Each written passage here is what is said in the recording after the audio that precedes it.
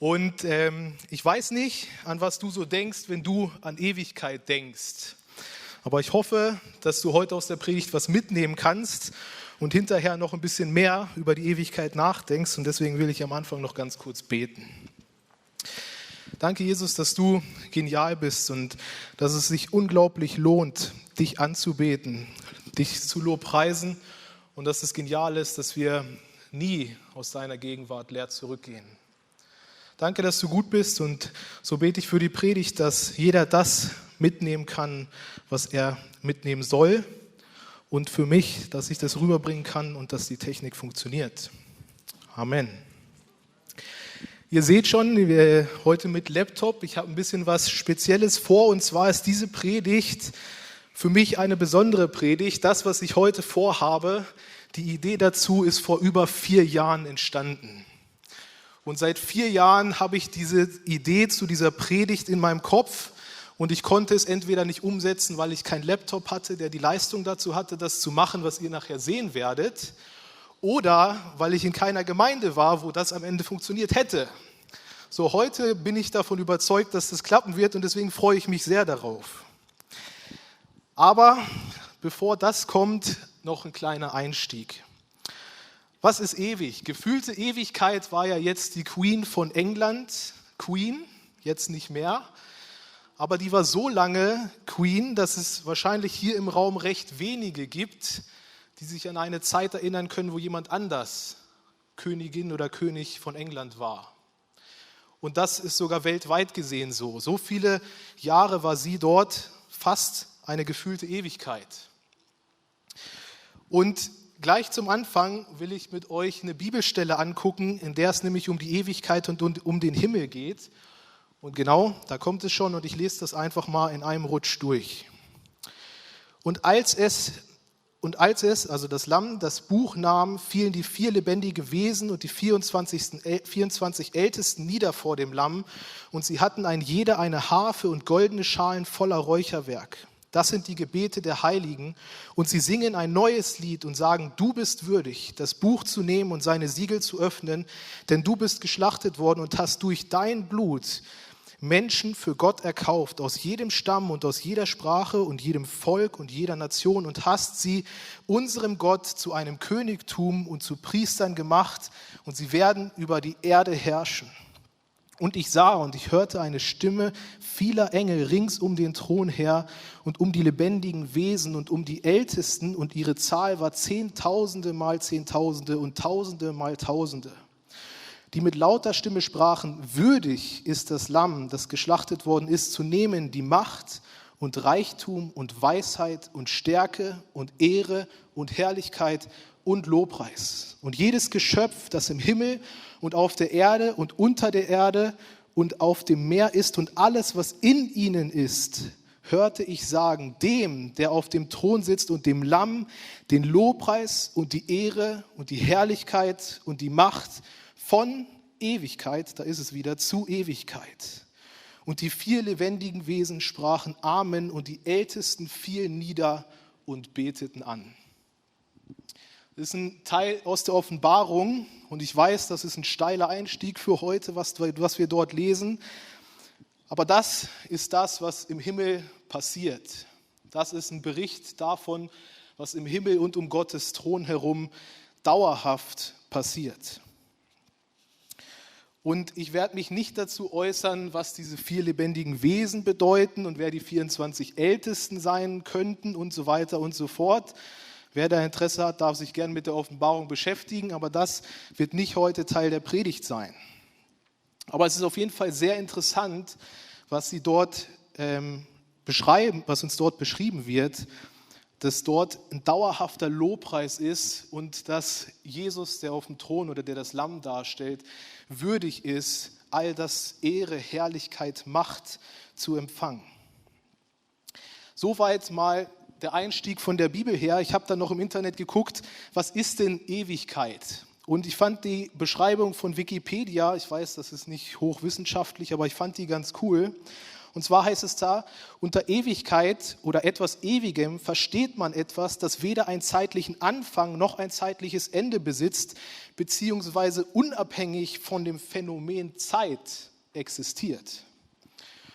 Und deswegen beschäftigen wir uns ganz zum Einstieg noch ganz kurz mit der Zeit selber. Wenn wir so in unsere Welt gucken, in unser Drumherum gucken, also das, was anfassbar ist und das, was wir kennen, dann fällt uns wahrscheinlich auf die Schnelle nicht viel ein, was gefühlt ewig ist. Unser mathematisches System gehört zum Beispiel noch dazu, weil ich kann ja an jede Zahlenfolge noch eine Zahl dranhängen und noch eine Zahl dranhängen und das kann ich ja, wenn ich dazu Interesse habe, quasi das bis in die Ewigkeit tun oder bis ich dann in der Ewigkeit bin. Und damit, das ist sozusagen mit das Einzige, was wir kennen, was auch noch ewig ist. Und für uns als Christen ist natürlich ganz schön, dass es noch ein bisschen mehr gibt als eine sinnlose Zahlenfolge, dass es nämlich einen Gott gibt, der ewig ist. Und das bringt uns tatsächlich sogar noch ein bisschen mehr als eine sinnlose Zahlenfolge. Aber ich habe gesagt, noch kurz zur Zeit. Dieses System, in dem wir leben, ist die Zeit und jeder von uns hat eine begrenzte Zeit davon. Und das ist, glaube ich, von Gott so gewollt, auch wenn es am Anfang der Schöpfung so nicht so geschaffen war. Adam und Eva waren ja im Garten Eden und hatten dort in einer gewissen Weise beliebig viel Zeit, weil dort gab es ja den Baum des Lebens. Und der Grund, warum sie auch aus dem Garten Eden hinaus mussten, war ja, nachdem sie gesündigt hatten, dass Gott gesagt hat, ich möchte nicht, dass sie auch noch vom Baum des Lebens essen, damit dauerhaft neue Lebenskraft bekommen und quasi ewig leben. Das war der Grund, warum Gott gesagt hat, hier ist Schluss, ihr müsst raus aus dem Garten.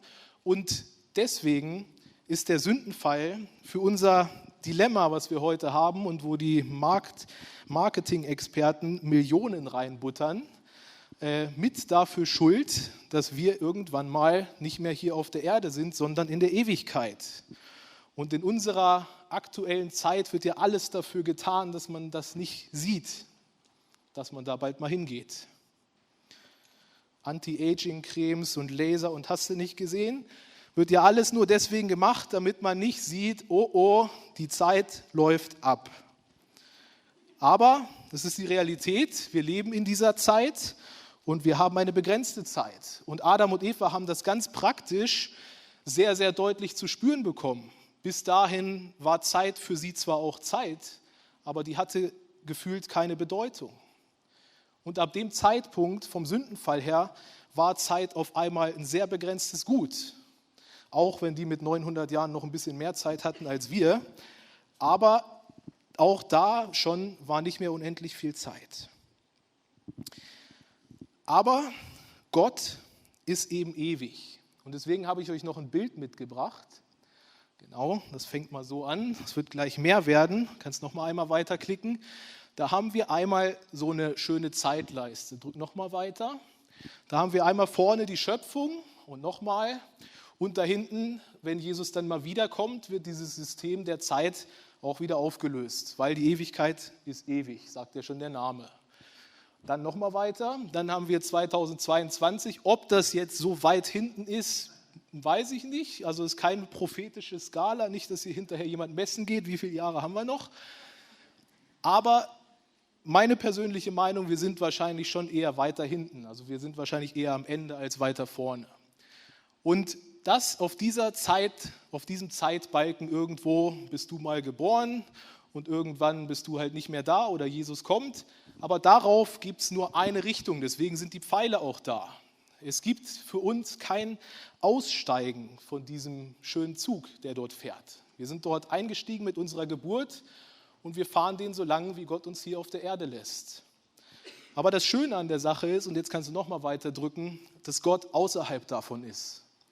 Für Gott ist es überhaupt kein Problem, ins Jahr 2022 zu gucken, von seiner Perspektive aus, zur Vergangenheit zu gucken, zur Schöpfung zu gucken oder in die Zukunft zu gucken.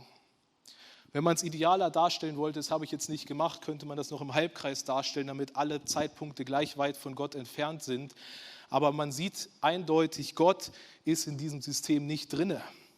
Und das ist ein unglaublich schöner Gedanke, Weil das sagt uns, dass Gott nicht vom Stuhl gefallen ist, als Jakob seinen Vater belogen hat.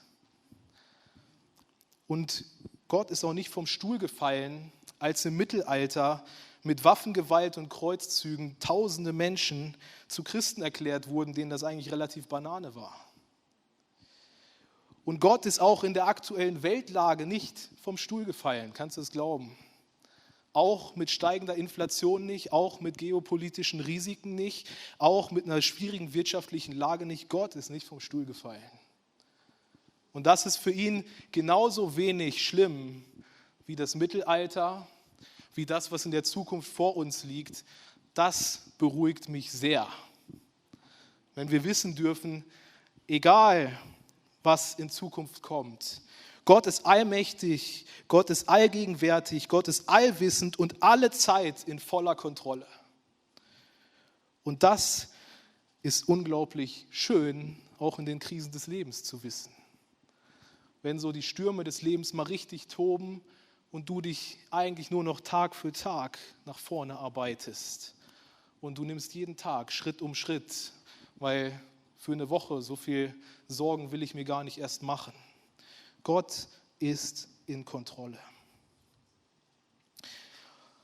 Und jetzt möchte ich euch eine weitere Bibelstelle vorlesen. Das ist die letzte Folie. Und zwar ist das der Psalm 148. Der ein oder andere wird den wahrscheinlich kennen. Halleluja, lobt den Herrn vom Himmel her. Lobt ihn in den Höhen. Lobt ihn alle seine Engel, lobt ihn alle seine Herrscher, lobt ihn Sonne und Mond, lobt ihn alle leuchtenden Sterne. Lobt ihn ihr Himmel, der Himmel und ihr Wasser, die ihr oberhalb des Himmels seid. Loben sollen sie den Namen des Herrn, denn er gebot und sie waren geschaffen. Er stellte sie hin für immer und ewig. Er gab eine Ordnung, die wird man nicht überschreiten. Lobt den Herrn von der Erde her, ihr Seeungeheuer in allen Fluten. Feuer und Hagel, Schnee und Nebel, Sturmwind, der sein Wort vollzieht. Ihr Berge und alle Hügel, Fruchtbäume und alle Zedern, das Wild und alles Vieh, Gewürm und gefiederte Vögel. Könige der Erde und alle Völker, Oberste und alle Richter der Erde, junge Männer und auch Jungfrauen, Alte samt den Jungen, sie sollen loben den Namen des Herrn, denn allein sein Name ist hoch erhaben, seine Hoheit ist über Erde und Himmel. Soweit mal. Und was ich interessant finde, dass in dem Psalm 148 gar nicht so große Unterschiede zu finden sind wie zu dem Text aus der Offenbarung. Alles um uns herum und wir sollen Gott loben und ihm Ehre bringen.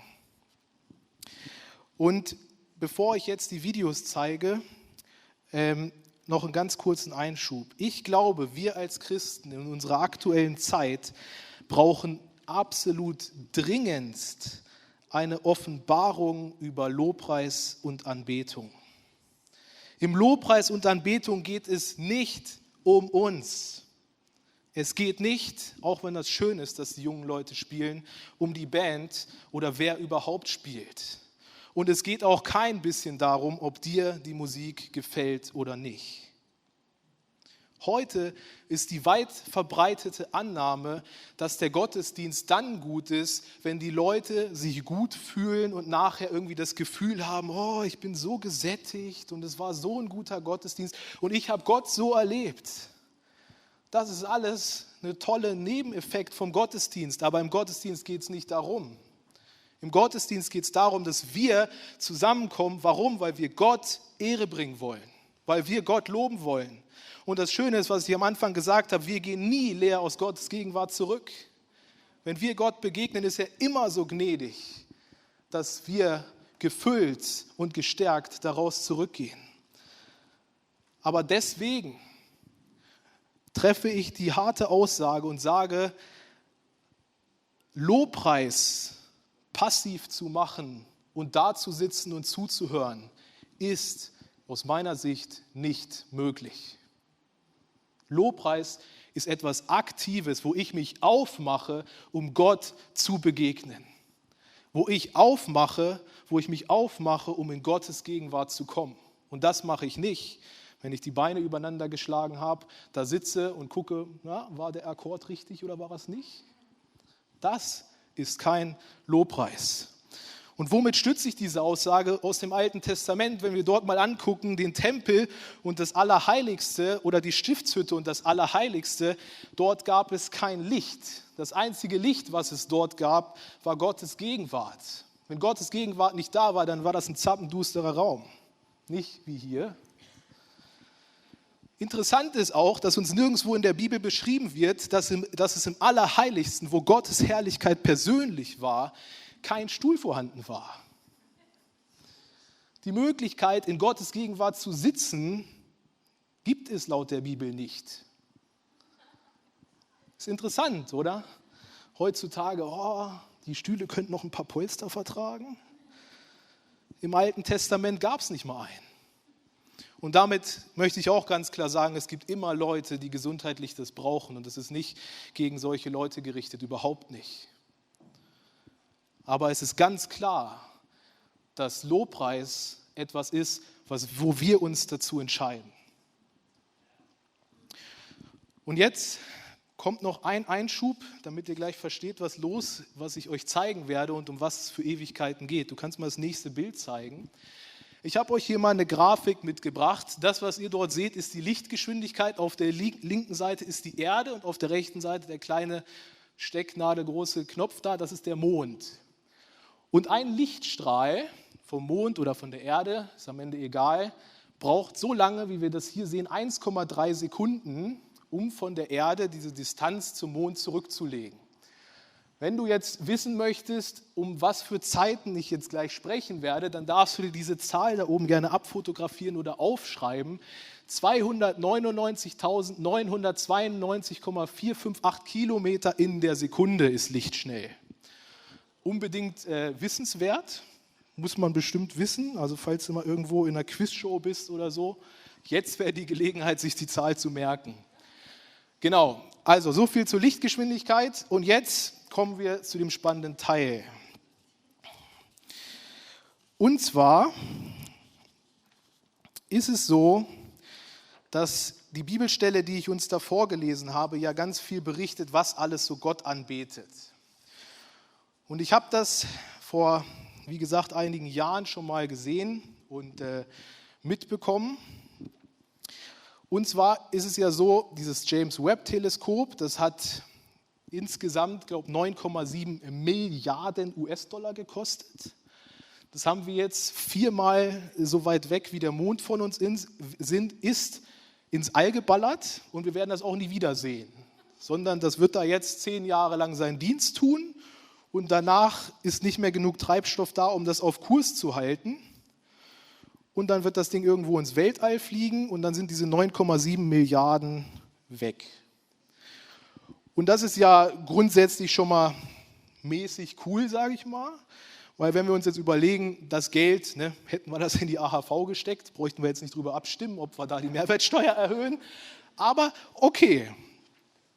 Und warum macht man das Ganze? Warum machen die ganzen Politiker, sind da so dafür und ganze Horden von Wissenschaftlern damit beschäftigt, den Weltraum zu erforschen? Weil man ist natürlich auf der Suche, ob man dort irgendwie intelligentes Leben findet. Bis jetzt haben sie es nicht gefunden. Und die haben auch sonst noch nicht wirklich Planeten gefunden, die uns irgendwie so als Ausweichmöglichkeit dienen könnten, falls es hier dann doch irgendwann zu warm wird. Aber wir sind nicht ganz leer ausgegangen. Und zwar hat man über die ganzen Jahre, die man das schon macht, festgestellt, dass Sterne Radiowellen aussenden. Und die kann man auffangen mit diesen genial teuren Teleskopen. Und Radiowellen kennen wir alle vom Auto.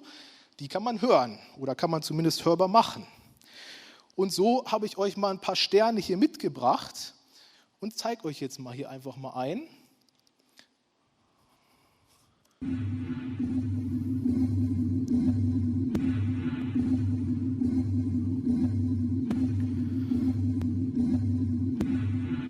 So klingt ein Stern. Und das ist der Stern SGR 0418 plus 5729, müsst ihr wissen. Und das ist ein sogenannter Magnetar und das ist eine spezielle Art von Neutronenstern. weiß natürlich jeder, was das ist. Und der hat eine relativ langsame Rotationsgeschwindigkeit und deswegen sendet er halt immer so eine Radioimpulse da aus. Und ganz nebenbei gibt es bei dem auch noch größere Explosionen, die unregelmäßig auftreten. Die sind von magnetisch gespeicherter Energie ausgelöst. Und dieser ganze Stern, den wir da sehen, also der hat einen Radius von 12 Kilometern und befindet sich 6500 Lichtjahre von uns entfernt. Wer jetzt die Zahl von vorhin noch hat, darf die gerne ausrechnen. Wahrscheinlich bist du Ende der Predigt fertig mit der Zahl dann aufschreiben. Genau, das ist dieser schöne Stern. So, bis jetzt seid ihr wahrscheinlich noch nicht so beeindruckt, weil für 9,7 Milliarden kann man mehr erwarten als das. Da bin ich auch ganz eurer Meinung, aber ich habe euch noch ein paar mehr mitgebracht. Und zwar haben wir noch hier den hier.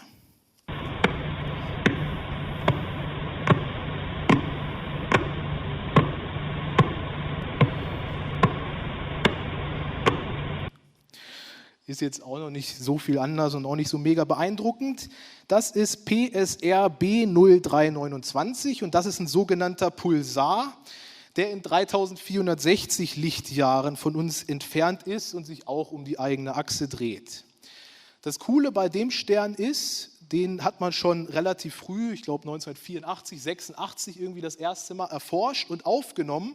Und man hat Jahre später mit einem weiteren Teleskop nochmal diesen Stern aufgezeichnet und da klingt er dann so.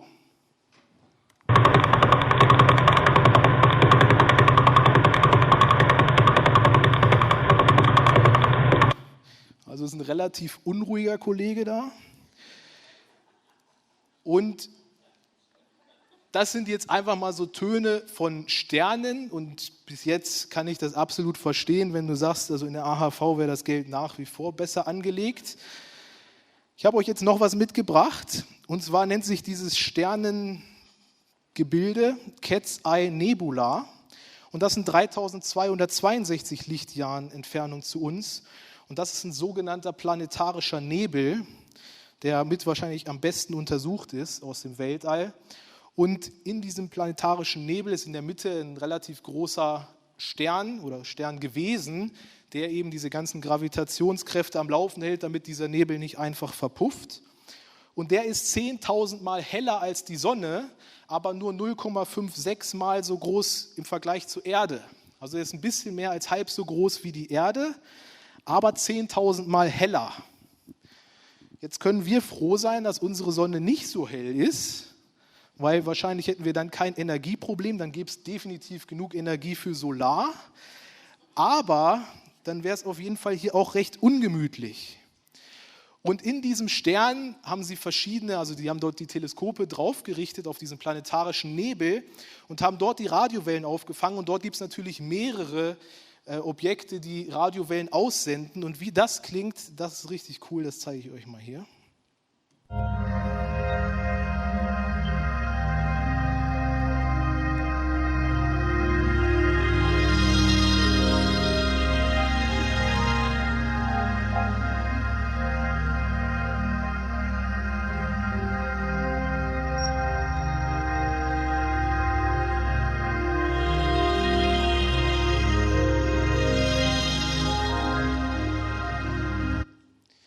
So, das finde ich dann schon wieder ziemlich cool, muss ich sagen. Da können sie ruhig noch ein bisschen mehr Sachen da hochschießen, wenn sie öfter sowas bringen. Und was ich cool an der ganzen Sache finde, auf einmal wird diese ganze Bibelstelle, die ich da gelesen habe, mit Sonne und Mond und alles soll Gott anbeten, auf einmal wird das irgendwie so ein bisschen erlebbar und greifbar. Das hat ja alles Gott geschaffen. Das ist ja nicht einfach so, jetzt vor 3000 Lichtjahren hat sich die planetarische Nebel entschieden, so, jetzt senden wir Radiowellen aus. Sondern wir lesen davon ja in der Schöpfungsgeschichte, dass Gott das Licht ins Weltall gesetzt hat, an seinen Ort, heißt es. Gott hat das geschaffen. Und all das, was dort im Weltall Lichtjahre von uns entfernt ist, macht seit der Schöpfung nichts anderes, als da draußen zu leuchten. So ein Sternenhimmel, klarer Sternenhimmel, die Nächte werden jetzt wieder richtig schön dafür. Wenn man mal hochguckt, das alleine sieht genial aus. Und wenn du dir dann überlegst, dass jeder dieser Sterne da oben irgendwie auch noch Radiowellen aussendet und offensichtlich, ganz offensichtlich doch Gott anbetet. Das beeindruckt mich. Aber in der Bibelstelle steht noch mehr, und zwar steht dort etwas von Seeungeheuern. Seeungeheuer haben sie bis jetzt noch nicht entdeckt, aber es gibt ja ungeheuer große Tiere im Meer und das sind zum Beispiel Wale. Und ich habe euch hier mal eine Aufnahme mitgebracht, wie die Wale sich unterhalten oder singen im Meer.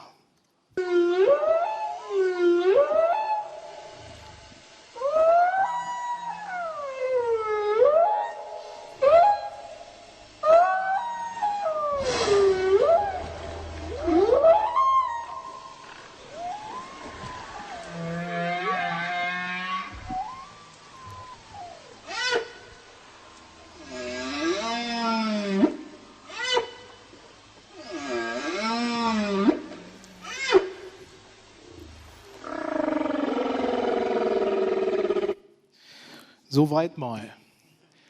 Und jetzt, ich weiß, das sind Tiergeräusche und das mag ein bisschen lustig klingen, aber du kannst dir ja alles, was du an Tieren noch so kennst und an Geräuschen, die machen, so dazu vorstellen. Und dann habe ich mich so gefragt, hey Mensch, das sind so viele coole Sachen, die um uns herum passieren und so weiter und so fort. Ich würde doch gerne mal ein bisschen dazuhören. Das wäre doch so genial, wenn wir einfach nur mal kurz da rein so ein bisschen mithören, wie das alles Gott anbetet. Und da kam mir eben die Idee, das mal übereinander zu legen. Und ich habe jetzt einen Laptop, Gott sei Dank, der die Rechenleistung hat, das zu machen. Und ich lasse das mal laufen. Und so fangen wir an mit dem ersten Stern. Das ist dieser erste Magnetar.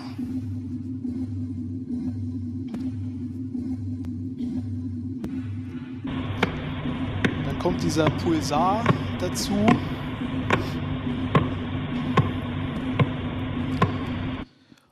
Und jetzt muss ich eine ganz kurze Unterbrechung machen. Und zwar hatte ich euch ja diesen Kollegen gezeigt, der extrem unruhig ist. Und für die Predigt habe ich mir jetzt den ein bisschen langsamer gemacht. Nicht, weil ich euch irgendwie verarschen möchte, sondern ganz einfach deswegen, weil ich keinen Stern gefunden habe, der in dem Tempo dazu passt. Aber wie ich euch gesagt habe, die haben ja nur Bruchteile erforscht, also irgendwo im Weltall gibt es garantiert einen Stern, der die Geschwindigkeit hat, die ich bräuchte, aber die habe ich eben nicht gefunden. Aber wenn ich den langsamer mache, klingt der so.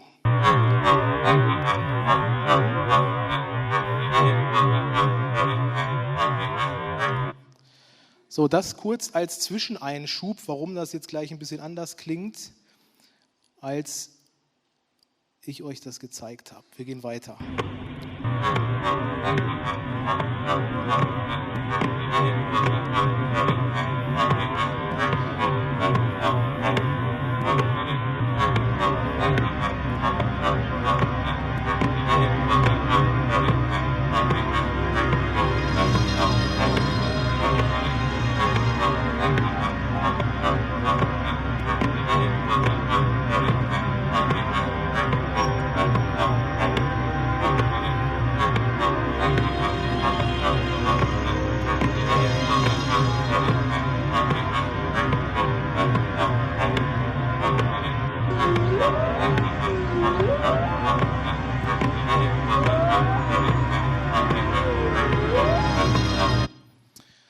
Bis dahin lasse ich es zuerst mal laufen. Und das fand ich dann, als ich das so zusammengestellt habe, fand ich das schon mega cool, muss ich ehrlich sagen. Nicht, weil das irgendwie toll gemacht ist, sondern weil auf einmal dieses alles betet Gott an. Das ist wie, als könnten wir mal eben kurz dabei, Gott, lass mich mal mithören. Gib mir doch mal einen Ohrstöpsel, ich will auch mal. Und was haben wir bis jetzt? Wir haben 2 Pulsare, wir haben einen Magnetar, wir haben einen planetarischen Nebel und wir haben ein paar Wale, die miteinander quatschen. Und das hört sich schon so richtig, richtig genial an. Und jetzt komme ich zum Abschluss der Predigt und ich werde gleich noch weiter das laufen lassen, deswegen lasse ich es kurz. Ich möchte zum Schluss noch einen Punkt machen. Wie ich gesagt habe, all das hat Gott so geschaffen. Er hat das so geschaffen, dass diese Sterne leuchten, dass diese Sterne diese Töne aussenden. Er hat es so geschaffen, dass ein planetarischer Nebel klingt, als wenn dort irgendwie ein halbes Orchester spielt. Und das alles lobt und preist Gott 24 Stunden rund um die Uhr, 365 Jahre im Jahr, seit Jahrtausenden. Weil wenn wir uns überlegen, die Lichtjahre Entfernung, die wir dort jetzt aufnehmen können und hören können, diese Sterne haben 4000 Jahre, bevor Jesus über diese Erde gelaufen ist, diese Töne ausgesendet, die wir heute hören. Vor 4000 Jahren, 4000 Jahre bevor Jesus überhaupt einen Fuß hier auf die Erde gesetzt hat, haben die Sterne das gemacht und Gott Lobpreis gebracht. Das finde ich mega cool. Aber, wie ich nochmal zum Einstieg zurückkomme, ist es so, wir als Menschen sind das Einzige, was Gott geschaffen hat, was nicht dauerhaft von selber aus Gott Lobpreis bringt. Ganze Galaxien bringen Lobpreis. Aber du und ich, wir haben die freie Wahl, ob wir das wollen oder nicht. Es ist deine und meine Entscheidung, ob wir in diesen Lobpreis, der dauerhaft um uns herum passiert, ob wir da einstimmen oder nicht. Das entscheidest du und das entscheide ich selber. Aber Gott hat dich nicht so geschaffen, dass du irgendwie Lobpreis bringst. Und ich habe mich natürlich gefragt, was könnte denn dort gespielt werden? Die Band darf jetzt schon mal auf die Bühne kommen, weil ich gleich am Abschluss bin. Und ich habe was gefunden, was dort gespielt werden könnte. Und wir wollen danach noch einmal einen Lobpreis singen. Und ich will euch das zeigen, das kann natürlich auch was ganz anderes sein. Es passt einfach da rein. Aber ich möchte dich wirklich herausfordern. Das, was du vielleicht zum ersten Mal gesehen hast, vielleicht kennst du es auch schon, ist auch nicht schlimm. Lass es nicht einfach leer an dir vorübergehen und sag, ja, okay, macht halt alles Lobpreis. Psalm 148 mal aus einer anderen Perspektive gehört. Sondern entscheide dich, damit einzustimmen. Und eben, was das sein könnte, ist Folgendes.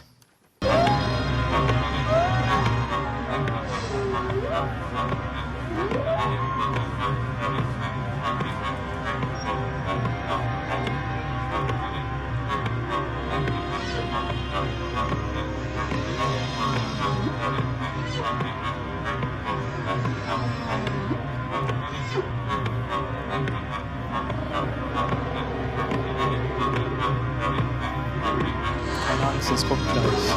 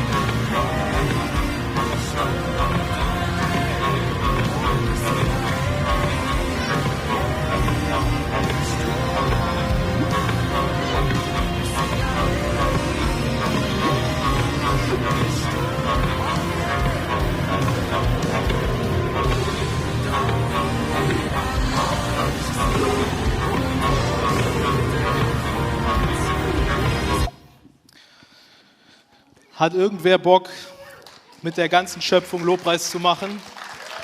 Dann steht doch noch mal auf, lasst uns noch mal ein Lied singen.